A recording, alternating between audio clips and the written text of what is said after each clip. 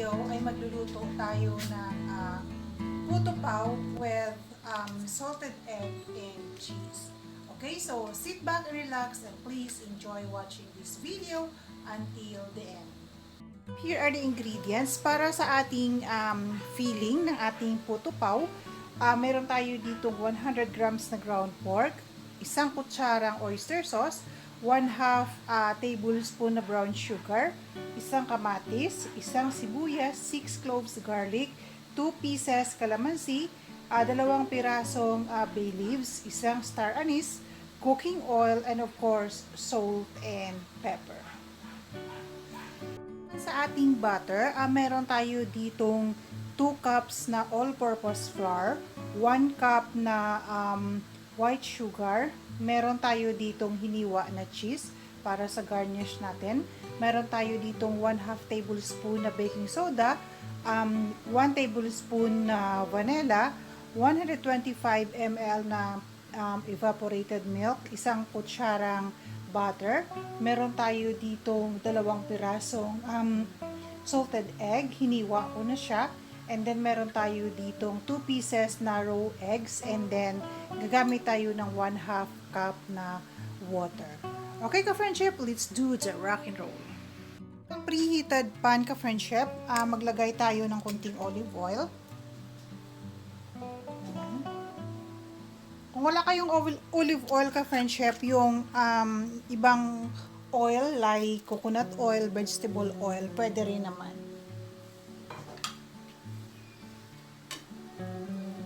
And then after that, saute natin yung ating garlic.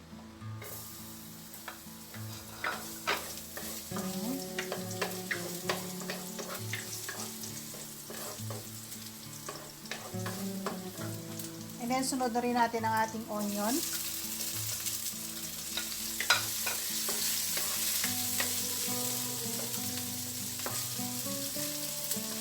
Saka yung ating kamatis.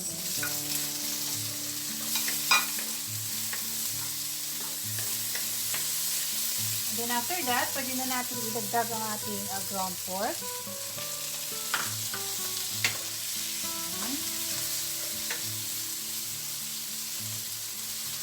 Mix lang natin very well. And pwede na rin tayong maglagay ng konting salt.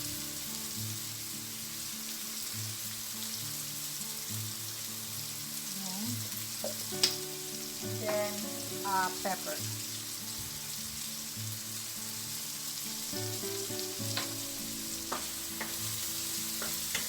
So, hayaan na lang muna natin dyan ang ating ground pork ka-friendship hanggang sa maluto or hanggang maging golden brown. Okay? Balikan na natin siya later. So, ayan. Medyo golden brown na yung ating ground pork ka-friendship. What we are going to do next is magdagdag tayo ng kunting boiling water just to make sure na maluto yung ating ground pork. So, ayan. Kunti lang ka-friendship. Ayan, okay na yan.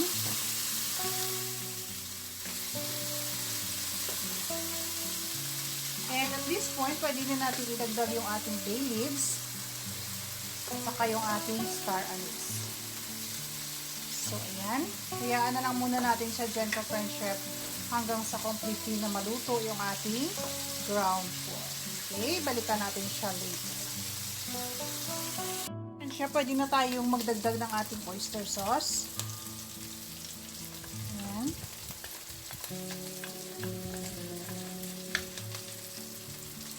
At saka yung ating brown sugar.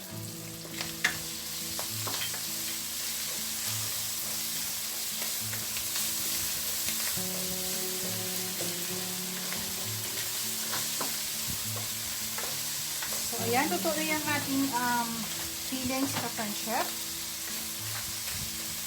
What we're going to do next is mag-squeeze tayo ng 2 calamansi to enhance the flavor of our puto pao fillings. So, ayan. So, set aside na lang muna natin siya ka-friendship and then i-cool down natin. Friendship, ito na po yung ating filling. So, i-set aside na lang muna natin siya at i-cool down. What we're going to do next, ka-friendship, is gagawa tayo ng ating butter. So, isi-sift natin yung ating mga dry ingredients. Ayan. Just to make sure na walang lumps. Oops.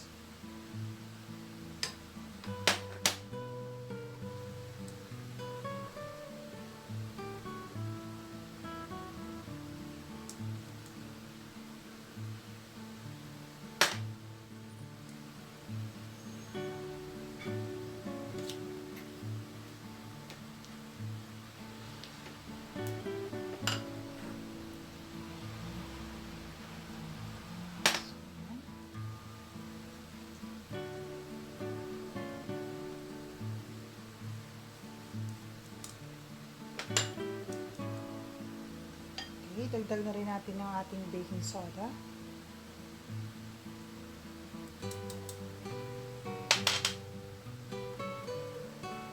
Saka yung ating white sugar.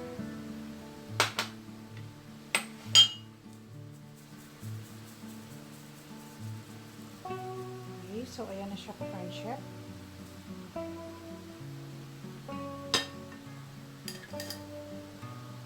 To do next, ka-friendship, is imimix naman natin yung ating mga wet ingredients. Ayan, 2 itlog na binati ko na siya, ka-friendship. Yung ating vanilla.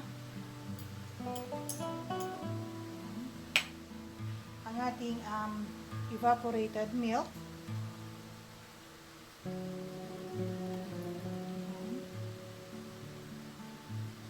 Saka yung ating butter.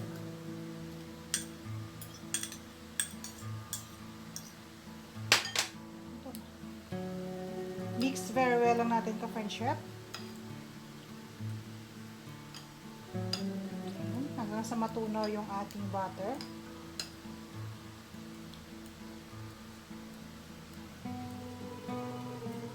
Friendship, ayan na po ang ating mixture. So what we're going to do next is i-mix natin siya sa ating dry ingredients. Ayan. Ganda, ka-friendship.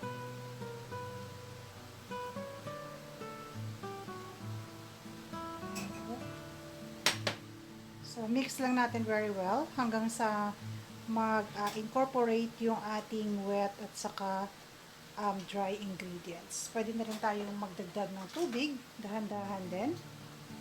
One at a time. Ayan. Mix lang natin very well.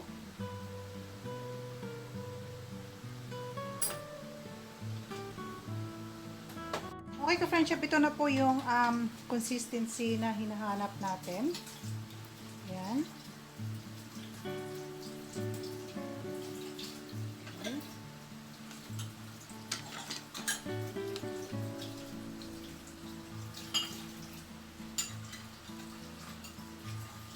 So, what we are going to do next is ilalagay natin siya sa ating molder. So, ayan. Nilagyan ko siya, ka-friendship, ng cupcake liner. So, kalahati lang muna ang ilalagay natin, ka-friendship. Ayan.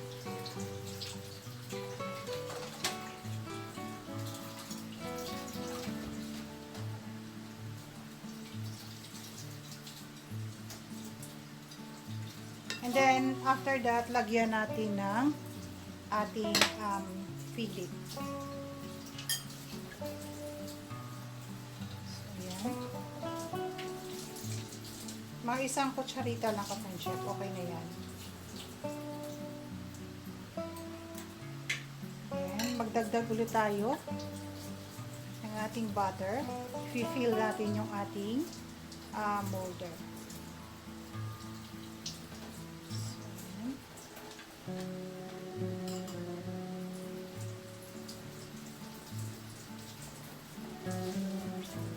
And then after that, lagyan natin ng salted egg. Garnish natin siya. Ayan. Saka yung cheese. So, ayan siya, ka-friendship. So, ganyan ang gagawin natin sa lahat ng ating molder.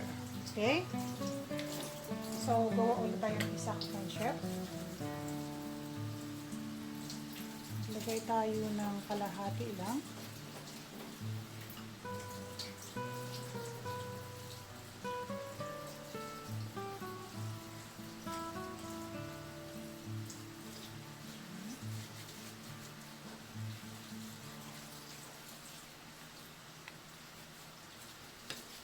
At saka yung ating fillings.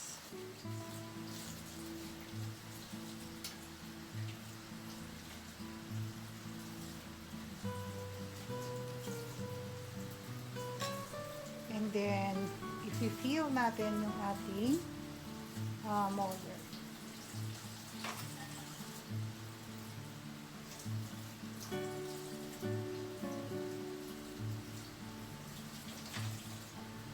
So, ayan na siya po, friendship. And then, i-garnish natin ng salted egg at saka yung ating cheese.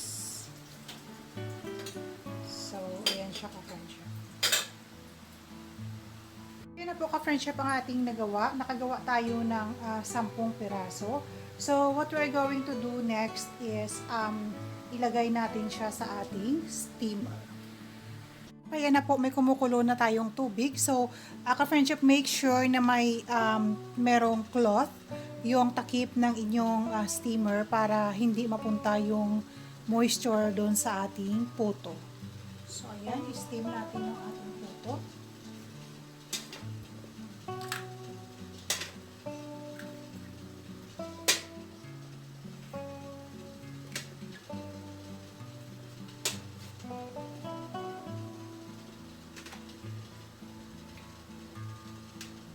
So, hayaan na lang muna natin sila dyan ka-friendship. I-steam natin sila ng at least 20 to 25 minutes. Okay? So, ayan. Balikan natin later. Friendship, tingnan natin kung luto na yung ating puto. Yung ating puto pao. So, ayan. Magtututpick test tayo. So, ayan. Malinis na siya ka-friendship. Ayan, malinis na siya. So, luto na yung ating puto pao. So, i-remove natin siya sa steamer and then ready for serving na siya ka-friendship. Ito na po yung ating finished product. Ang ating puto pao. So, ayan na siya ka-friendship. Bubuksan natin.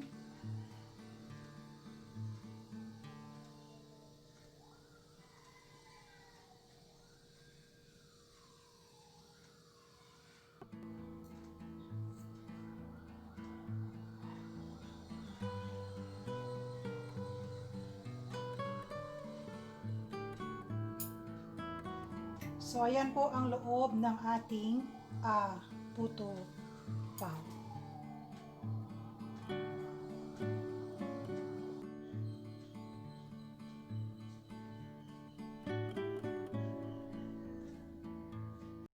Sana nagustuhan ninyo ang ating puto pao for today. Kindly hit that like and share button, and to those who are new to my channel, please do hit that subscribe button and kindly include the notification bell.